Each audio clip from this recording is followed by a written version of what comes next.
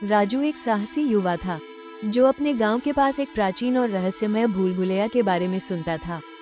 ये भूल भुलैया एक पुरानी कहानी के अनुसार एक जादुई खजाने का स्थान थी जिसे केवल सबसे साहसी और बुद्धिमान लोग ही खोज सकते थे। राजू ने तय किया कि वो इस खजाने को खोजने के लिए भूल भुलैया के अंदर जाएगा। भूल भुलैया के प्रवेश द्वार पर पहुंचकर राजू ने देखा कि वहां पर कई पुराने और जटिल चित्र बने हुए थे।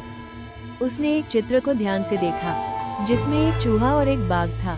राजू ने समझा कि उसे इन चित्रों को समझकर आगे बढ़ना होगा। जैसे ही वो अंदर गया, उसके चारों ओर अंधेरा और रहस्य था।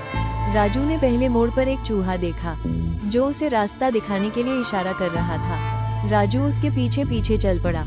चूहा उसे एक छोटे से कमरे में ले गया जहां एक पुरानी किताब रखी हुई थी। किताब में लिखा था कि खजाने को पाने के लिए उसे 3 चुनौतियों का सामना करना होगा। पहली चुनौती थी सच्चाई की पहचान करो।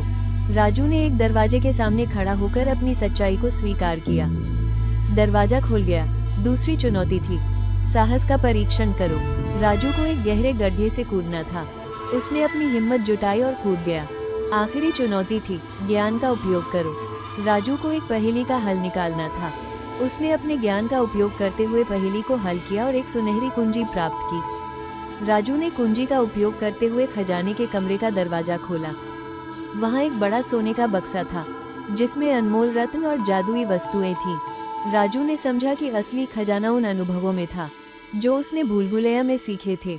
राजू ने खजाना अपने गांव में लाने का निर्णय लिया, लेकिन उसे समझ आ गया कि साहस, सच्चाई और ज्ञान ही असली खजाने हैं। वो खुशी खुशी अपने गांव लौटा जहां उसने अपनी कहानी सुनाई और सभी को प्रेरित किया।